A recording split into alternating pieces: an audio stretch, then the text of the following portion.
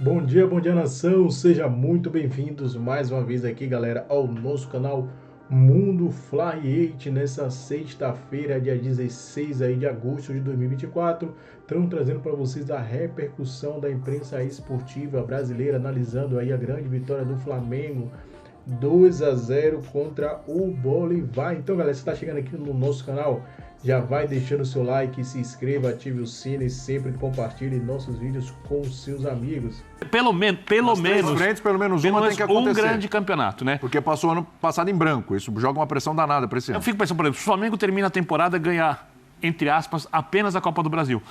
Eu não sei o que o flamenguista pensa. Eu acho. É o menor dos três. Olhando para o que é o Flamengo, para o elenco do Flamengo, para o que é o Tite, para o tamanho do investimento, etc.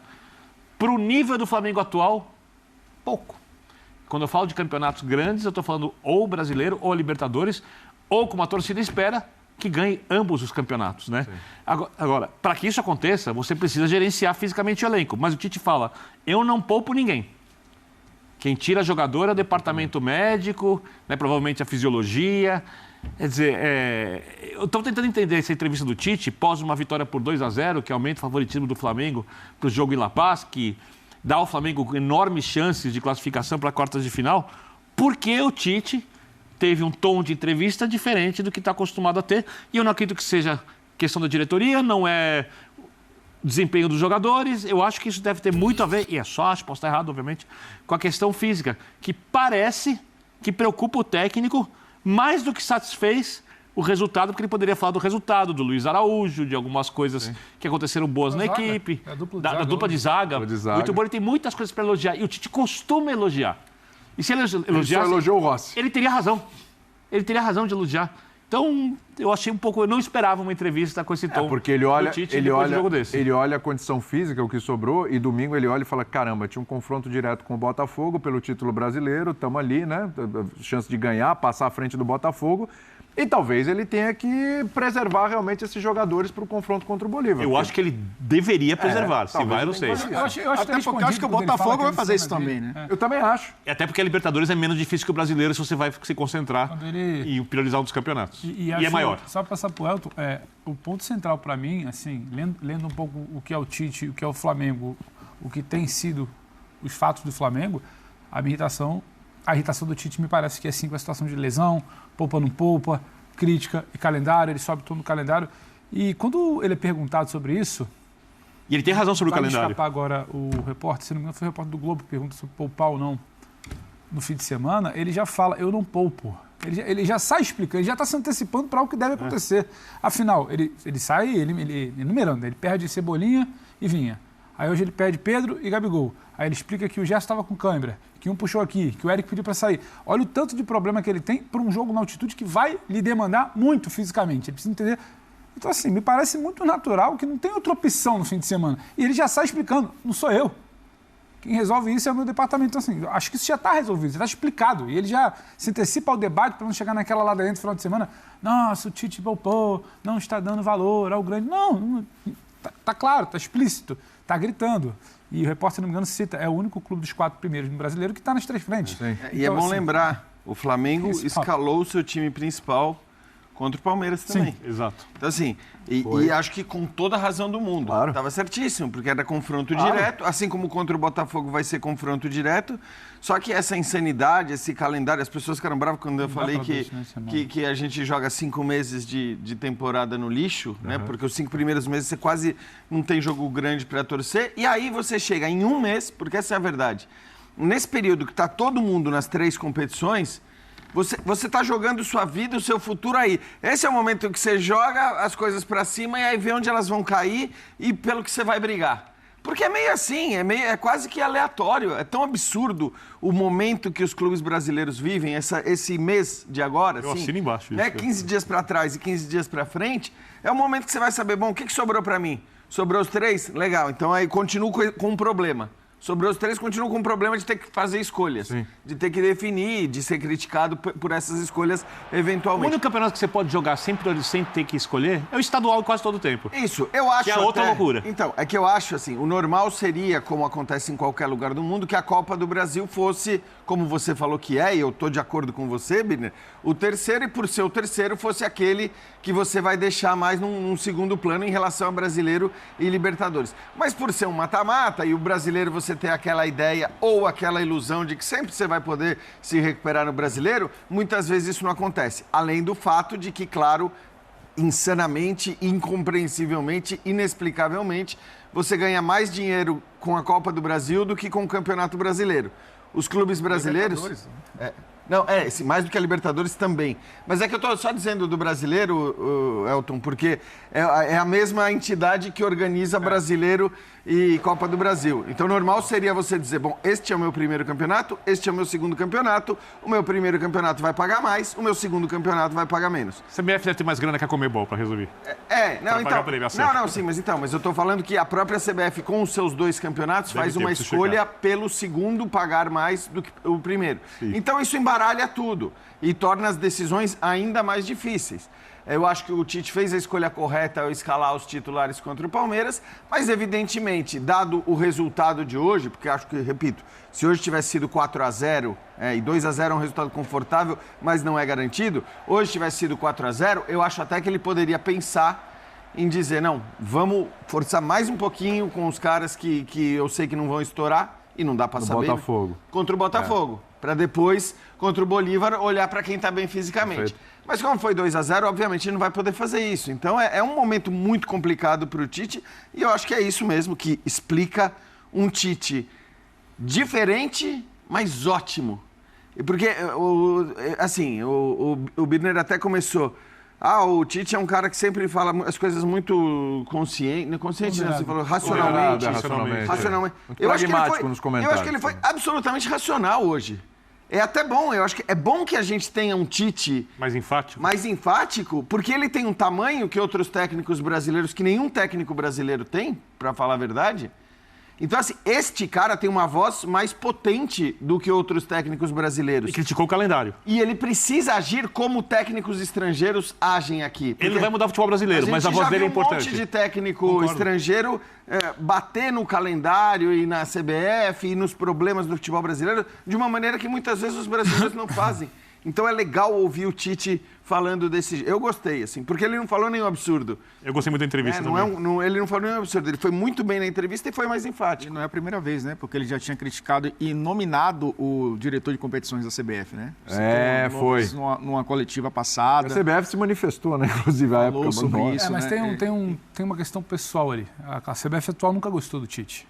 Então também... mas de qualquer forma, não é o Tite, mesmo em situações em que ele é inimigo ou não é benquisto, ele não se expõe dessa forma. Não, eu digo a resposta da CBF em nota. Sim, a resposta da CBF. Rápida até. Sim, claro. Mas o Tite, ele já, desde o retorno dele ao futebol brasileiro como técnico de clube, ele já tem subido um pouco mais o tom. Historicamente, o Flamengo nunca foi um clube onde a gente falasse mais do treinador do que do time. Com exceção do Jorge Jesus, porque ficou essa aura de um time espetacular. Então, a gente sempre falou do Flamengo como time e, obviamente, o Tite incorporado ali, porque é o líder desse grupo. Ele agora está assumindo, talvez, um personagem que a gente já vê no futebol brasileiro de blindar o que está acontecendo, falem de mim para não falar do que está acontecendo dentro de campo. Não sei se ele vai continuar dessa forma. Até porque eu acho que o Flamengo não vem jogando mal, né? O Flamengo vem jogando, dentro das suas limitações, vem jogando até bem. Mas hoje o Flamengo... Você acha que foi isso hoje, Elton? De blindar, de não querer falar do campo? Não, mas ele falou... ele teve um momento que ele falou, minha resposta aqui vai ser um caça-clique. Ele usa um pouco de expressões que ele não vinha utilizando. Sobre contratações, reunião de contratações. Que fazem com que a gente aqui esteja falando, 5 minutos só das palavras que ele usou e não do jogo especificamente. Porque o Flamengo, no período de Copa América, conseguiu uma gordura, digamos assim, para viver esse momento. E com um time desfalcado, né, de seus principais jogadores disputando Copa América. Então, acho que o Flamengo, no período em que as equipes também estavam desfalcadas e nosso calendário não parou por conta das competições de seleções, o Flamengo chegou a assumir a liderança do Campeonato Brasileiro. E você falou que o Flamengo colocou o time principal contra o Palmeiras no Brasileiro, mas o Flamengo também já poupou no Brasileiro quando poupou contra o São Paulo para jogar contra o Palmeiras na Copa do Brasil. Não, então, e poupou até, e eu me lembro de ter criticado, porque poupou contra o Palmeiras no Allianz. Acho que Arrascaeta e Pedro não jogaram, eu falei, cara... Assim, era muito cedo para isso, né? Não, e assim, tudo bem, você pode falar, não dá para jogar o tempo todo, mas assim, aí você faz aquela coisa, né? Você olha 3 jogos para trás, 3 jogos para frente e fala... Aqui e aqui, eu quero ter meus jogadores. Ali no São Paulo, acho que ele fez isso. Porque vocês lembram do cartão do Pedro? Sim. Pedro força o cartão no Maracanã, porque o jogo no final de semana seguinte, o sábado à noite, era contra o São Paulo. Ali estava muito claro que esse jogo contra o São Paulo já não era essa alça de mira. Porque é isso, olha 3 para frente, 3 para trás.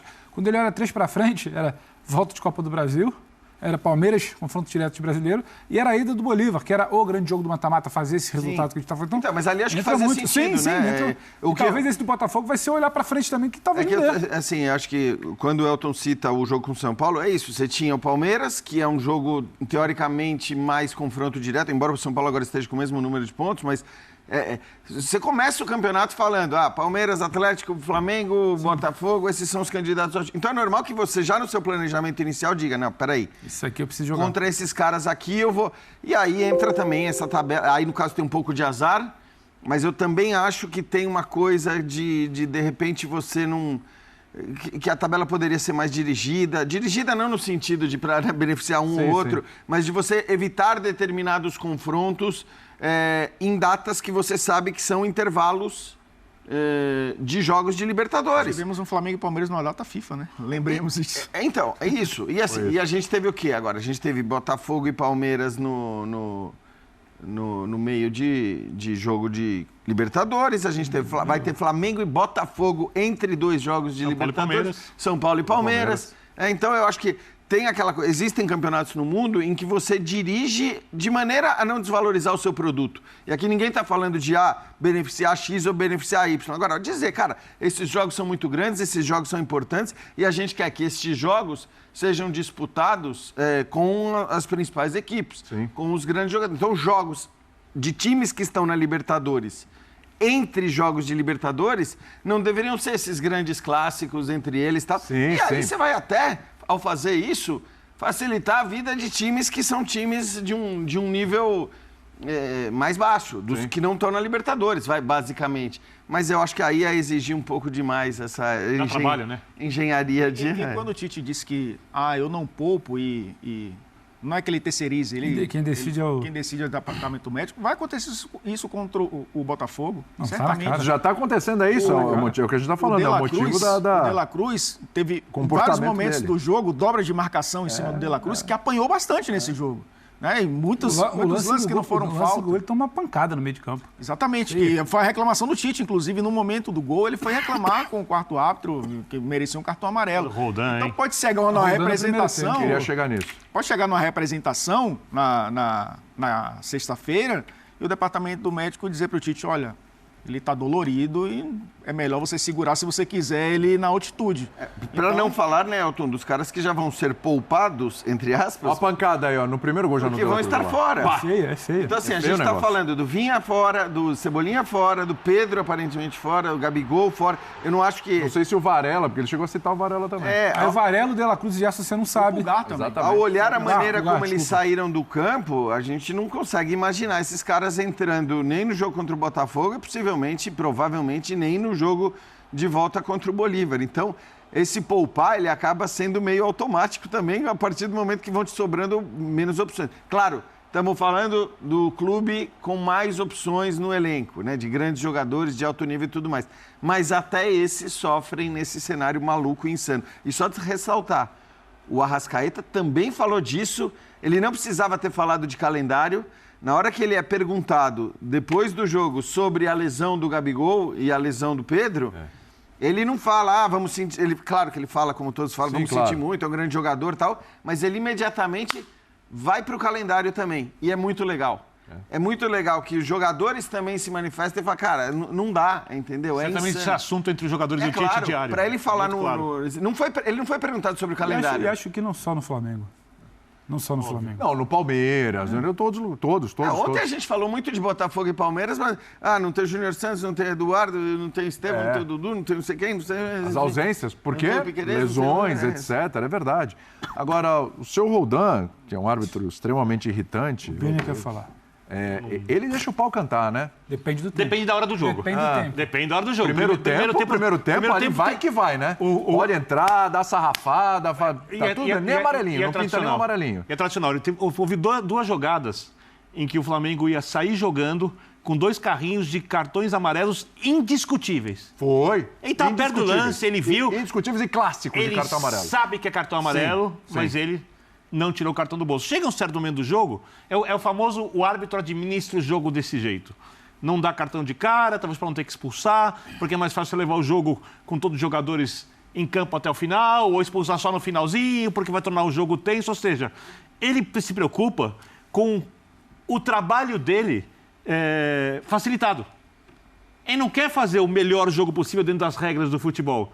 Ele quer levar o jogo da maneira mais tranquila possível até o final.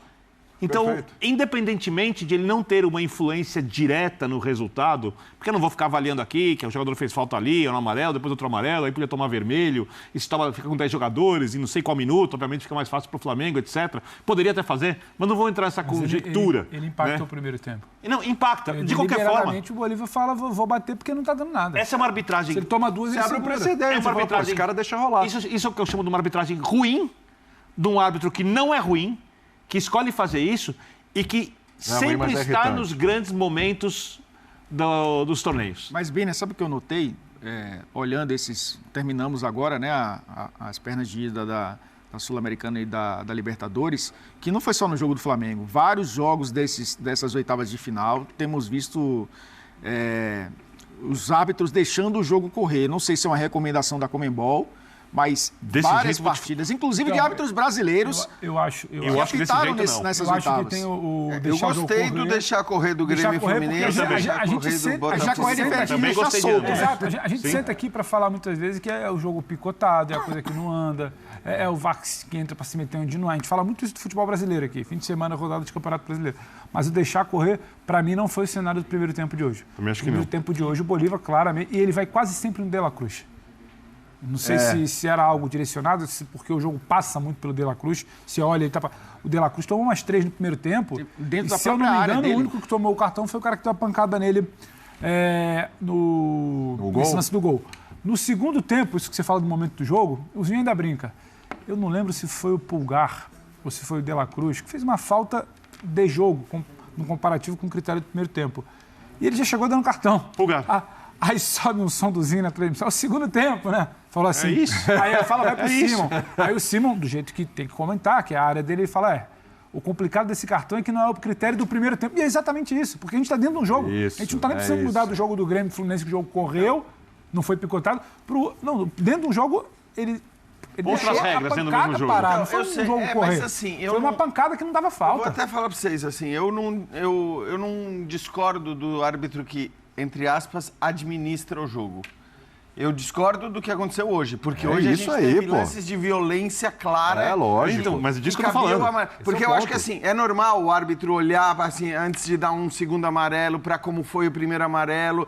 É normal o árbitro olhar para se ele tá no primeiro minuto de jogo, ele, em vez de dar um amarelo, ele falar com o cara, falar, gente, assim, estamos começando o jogo, eu não quero que... Então assim... Mas depende da falta. Mas, tudo bem, mas isso tudo que eu quero dizer é que assim, é a administração do árbitro. E eu acho que o árbitro tem que administrar o jogo de maneira a tentar influenciar o menos possível naqueles 90 minutos de partida. Porque se ele começa a ser muito rígido e com um critério muito rígido desde o começo, sem o mínimo de jogo de cintura... Eu lembro sempre do Pierluigi Collina, que foi possivelmente o melhor árbitro da história, e ele era um árbitro de administração, de momentos de respeito absoluto por parte do jogador, mas de uma mínima interferência na partida. Então, eu acho que, assim, administrar o jogo não é necessariamente um problema. O problema é, em lances tão escancarados, né, como foram esses lances que você citou, aí você não mostrar amarelo, porque aí descamba. Aí fica aquela ideia de que, opa, se ele pode, eu também posso. Às vezes até o time adversário olha e fala, bom, então, peraí, ele não deu cartão nessa daqui, agora eu tô liberado para uma devolução e tudo mais. Então, acho que é por aí. Ele fica dependendo dos jogadores para que o jogo não desande. Porque se depois do primeiro lance desses, ou do segundo, depois de 2 vezes acontecerem lances violentos como esses, se o jogador do Flamengo dá uma entrada igual, o do Bolívar faz, em algum momento ele vai ter que tirar o cartão. Sim. Isso pode acontecer 10 segundos depois do primeiro, Flamengo, 20, ele não 30, ia poder 50. mostrar o amarelo imediatamente se o cara devolve na mesma moeda. E aí, então, ele perde a mão do jogo. Então ele fica na mão dos jogadores, da ética dos jogadores, para que o jogo continue andando bem. Resumindo assim, existe o limite para a administração do jogo. Sim. Tem lances que você não administra, que você pura e simplesmente aplica a regra. Eu não posso mais administrar os comentários de vocês, eu tenho que aplicar. Sobre o Flamengo, Libertadores da América. Olha, foi no sufoco. O gol marcado já nos acréscimos pelo Léo Pereira deu a vitória ao Flamengo por 2-0 e dá uma vantagem satisfatória para o jogo da volta semana que vem em La Paz, na altitude de La Paz, o que é sempre muito difícil de jogar. Lá é bem complicado. Pessoal, antes de falar mais sobre isso, não se esqueçam, hein? Se inscrevam aqui na plateia. Pessoal, é o seguinte, 2-0 para o Flamengo. A vantagem é boa? Ok. Não é 3-0, 4-0, seria maravilhoso. O Flamengo já tinha decretado, selado essa classificação. 2-0 não é. É uma boa vantagem, mas é uma vitória ainda, é uma vantagem ainda um tanto quanto perigosa. O time do Bolívar, eu estava fazendo uma pesquisa aqui, não perdeu ainda como mandante dessa temporada, jogando em casa. Foram 10 vitórias e 3 empates em 13 jogos. Não perdeu nenhum. Lembrando que desses jogos, 3 são pela Libertadores. Tá? Fez 3-2 no Milionários, 2-1 no Flamengo e 3-1 no Palestino. Esse time é time difícil de ser enfrentado na altitude. Não é fácil. Aí você vai falar para mim, mas é o Flamengo, senhor Amadeu. É verdade. Por outro lado, esse Flamengo não joga bola. O Tite não consegue extrair desse Flamengo o mínimo que o torcedor espera que esse time possa jogar. Ganhar do Bolívar por 2-0, no sufoco, chuveirinho para tudo quanto é lado durante o jogo. Um time que tem Gerson, tem Arrascaeta, tem Dela Cruz, não pode ficar jogando no chuveirinho basicamente o tempo todo, já desesperado no final da partida. O Tite não consegue tirar desse Flamengo o que ele pode dar. E isso deixa o torcedor do Flamengo muito preocupado, porque a temporada tá aí, tem Copa do Brasil, tem Libertadores, tem o próprio Campeonato Brasileiro, e o torcedor do Flamengo que passou em branco no ano passado não vai ficar satisfeito com apenas a conquista do Campeonato Carioca no primeiro semestre. É muito pouco.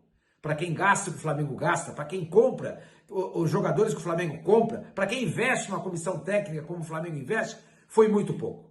Muito pouco. Decepcionante. Os mais de 65 mil pessoas que estiveram, torcedores, que estiveram no Maracanã na noite dessa quinta-feira, com certeza saíram aliviados, mas um pouco decepcionado também, porque esperavam muito mais. Eu mesmo achava que o Flamengo ia golear. Na nossa opinião placar, que vai de segunda a sexta, das 11h30 até 1h da tarde, na hora que a gente fez o palpitômetro, eu dei 5-0 pro Flamengo. Dei 5-0. Gente, olha o time do Flamengo. Tudo bem, perdeu o Pedro ainda no primeiro tempo, uma lesão muscular. Entrou o Gabriel. Gabriel não fez grande coisa, não fez um grande jogo. E para piorar, ele também saiu com uma lesão muscular, assim como o Pedro, no final da partida. Para o jogo da volta, semana que vem, em La Paz, o centroavante vai ser o Carlinhos. Tudo bem, ainda bem que não precisa fazer gol, porque tem 2-0. Temos os jogos aí dos brasileiros para fechar essa rodada de oitavas de final, primeira rodada de oitavas de final da Libertadores. O São Paulo empatou com o Nacional do Uruguai, só que empatou lá. Então, embora o São Paulo no jogo de Flamengo e Bolívar, quando a gente fala do Bolívar, a gente fala de uma equipe que joga numa altitude muito, muito elevada. E isso, obviamente, prejudica muito a adaptação do jogador, porque você tem uma disponibilidade de oxigênio menor. Então o jogador brasileiro, ele costuma sofrer em altitudes muito elevadas, como é a de La Paz. É La Paz, não é? É La Paz que vai ser o jogo, acredito que seja. É uma altitude elevadíssima e o Bolívar, ele sabe disso. E a equipe, ela vem para o Maracanã com o desejo de levar um empate para lá, ou pelo menos 1-0. E eu vou falar para vocês aqui sinceramente, quando eu venho aqui e eu sou crítico, eu sou ácido, e eu falo muito a respeito da postura do Palmeiras, e sou até criticado por torcedores palmeirenses, eu estou falando a respeito disso aqui. Disso aqui que nós vimos hoje. O Flamengo estava com o desejo de vencer. Por mais que o Flamengo enfrentou problemas ao longo da partida, o Pedro, em uma jogada que ia ser um absurdo de jogada, eu até acredito que ele conseguiria fazer o gol, porque ele é um jogador que tem qualidade técnica para lances daquele tipo. Ele coloca a mão ali na posterior da coxa e sente aquela fisgada. Provavelmente uma contratura. Acredito que não vai ser nada sério, mas é aquela fisgada que não dá para o cara continuar e não tem nem como arriscar continuar. Até porque você precisa de uma recuperação rápida do jogador, visto que o Flamengo já tem os seus desfalques. E nesse momento da partida, a partida já estava 1-0, porque com uma assistência maravilhosa do Pedro e um belo gol do Luiz Araújo, em uma ótima jogada, se livraram dos marcadores e conseguiram fazer o primeiro gol da partida, depois de muito insistir. Hoje, o Flamengo basicamente controlou o jogo inteiro. E o Bolívar adotou aquela postura do se empatar tá bom, se perder de 1-0 tá bom. E eu falo pra vocês, amigos, se a gente pegar a história do jogo como um todo, o desenho do jogo, o Flamengo merecia esse segundo gol que fez no final. Merecia, esse segundo gol foi merecido, porque passou por várias dificuldades e ainda no final do jogo, o Gabigol também sentiu. E o Flamengo ficou com um jogador a menos. Terminou o jogo com um jogador a menos. Hoje foi um jogo que o Flamengo teve que se adaptar às diversas adversidades que aconteceram ao longo da partida. E para combinar com tudo isso também, para vir junto no combo, uma arbitragem muito ruim, onde claramente os jogadores do Bolívar, eles não perseguiam a bola, e sim a canela dos jogadores do Flamengo. E enquanto isso, o juiz, deixava aquilo correr. Ah, mas ele não quer dar cartão amarelo porque senão ele vai estragar o jogo, porque senão ele já compromete um cartão amarelo. Uai, qual que é o problema? Não se pode dar cartão amarelo com 5 minutos, com 10 minutos de jogo? É proibido agora? Se a falta ela foi para cartão, tem que ser para cartão, amigo. Você tem que aplicar o cartão independente do que vai acontecer de lá para frente na partida. Então, com todas essas adversidades, o Flamengo teve o ímpeto e o desejo de vencer. E o Tite, vocês viram ali no final que ele entendia que o segundo gol era necessário. Porque ele tira um volante, coloca um jogador de setor ofensivo, mano, e ele avança a linha de zaga como jogadores de ponta. Então muitas e muitas vezes você vê o Léo Pereira lá na frente fazendo uma função de ponta para atacar, porque ele precisa fazer o ganho numérico. O Bolívar fica compactado na área e se fosse um time brasileiro, mano, o Palmeiras não pode fazer isso. Se o Palmeiras tem a postura do Bolívar de hoje, mano, o Palmeiras tomava mais gol. O time brasileiro que faz isso, que os caras fizeram hoje, não tem essa sorte. Porque de verdade, o Bolívar teve sorte hoje, ainda até colocou bola na trave do Flamengo, com um pouco de ataque que teve. Então hoje o time do Flamengo jogou com muita vontade de vencer. Entendendo, todo mundo entendendo, num espírito ali coletivo, que era importante essa vitória por 2-0, que era importante carregar essa vantagem. No final do jogo, o time do Flamengo tava ali, destruído fisicamente, jogador... Ações aqui. Alguém acha que o Flamengo é um time bem arrumado taticamente? Vai ter analista tático que vai achar isso, Analista tático puxador de saco de treinador, na maioria das vezes, não são todos, mas a maioria adora só ver virtudes no trabalho dos técnicos. Como é possível ver virtude no trabalho do Tite? O Flamengo não tem jogada. O Flamengo usa e abusa dos chutões para frente. Embora tenha no seu meio campo dois virtuosos, como o De La Cruz e a Arrascaeta, o Flamengo prefere, na maioria absoluta das vezes, sair com um chutão do Fabrício Bruno, ou do Léo Pereira, ou do Rossi. Qual o sentido disso? Sério, na boa, como é que pode um técnico ter um elenco com esses jogadores e achar que a melhor maneira de jogar é com lançamentos longos? Já não estou nem chamando de chutão, já estou sendo camarada. Lançamentos longos dos seus zagueiros e do seu goleiro. para um ataque que não tem grandes jogadores altos para segurar essa bola, só o Pedro. Depois que o Pedro saiu, então aí mesmo que não fazia mais sentido nenhum, porque o Gabriel não faz pivô. O Flamengo, 90% das vezes, saiu assim. Por isso, mesmo dominando no primeiro tempo, teve muita dificuldade de fazer o gol. Teve lá as suas chances, sim, teve uma bola cabeceada pelo Pulgar para trás no escanteio, que o goleiro fez um milagre. Teve mais 2 ou 3 chances que chegaram perto, que as conclusões poderiam ter se tornado gol, mas o goleiro defendeu, bateu no Beck, o Beck tirou em cima da linha, no chute do Arrascaeta e por aí vai. Mas não foi o domínio avassalador que se esperava do Flamengo. O que se esperava do Flamengo era iniciar o jogo enfiado no campo do Bolívar e metendo uma bola atrás da outra no gol. Mas não. O primeiro gol demorou a sair, saiu com 30 e tantos, fruto de uma jogada a esmo. A esmo. Rossi mandou uma bola lá para frente, o Arrascaeta dominou, tocou para o Pedro, e o Pedro deu um belo passe para o Luiz Araújo entrar e fazer o gol. Mas essa é a sensação que se tem o tempo todo desse time do Tite. Ele depende de um lance genial de algum jogador. Um rasgo de qualidade.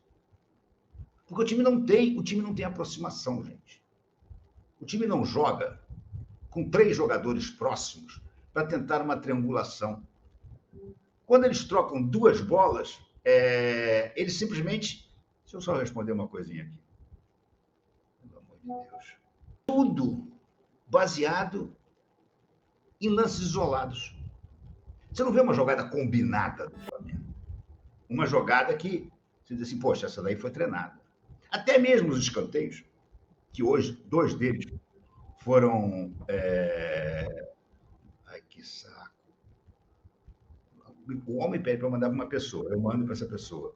Aí a outra fica me perguntando sem parar se eu mandei. Não tem, o Flamengo não tem. O Flamengo você não vê triangulação, você não vê tabela, você não vê jogada ensaiada, cara. Toda bola do Flamengo acaba sendo cruzada alta sobre a área. Onde normalmente o Flamengo não tem mais do que o Pedro. Os meia atacantes do Flamengo não chegam dentro da área, na maioria das vezes. Aí o Ayrton Lucas vai por um lado, cruza, está o Pedro lá, coitado, procurando a bola. O Luiz Araújo vai, cruza, está o Pedro, coitado, lá procurando a bola no meio de 2, 3 zagueiros. O time não tem aproximação, cara.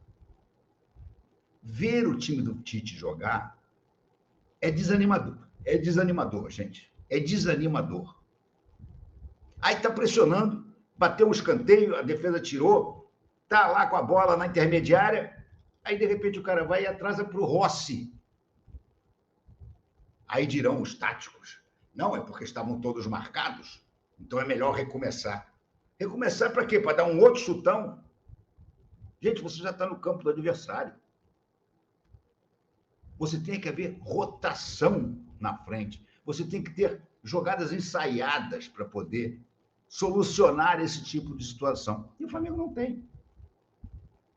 O Flamengo não tem jogada ensaiada. O Flamengo só faz o tempo todo cravar 2 infelizes na linha lateral. O Garro é bom jogador mesmo, hein? Ele é bom jogador, esse argentino. É fera. Está se destacando no Corinthians. Não é esse aqui, não. Aqui. É o Maurício Meira. Mas eu acho que eles podem ficar no banco e se tornarem opções no decorrer do jogo.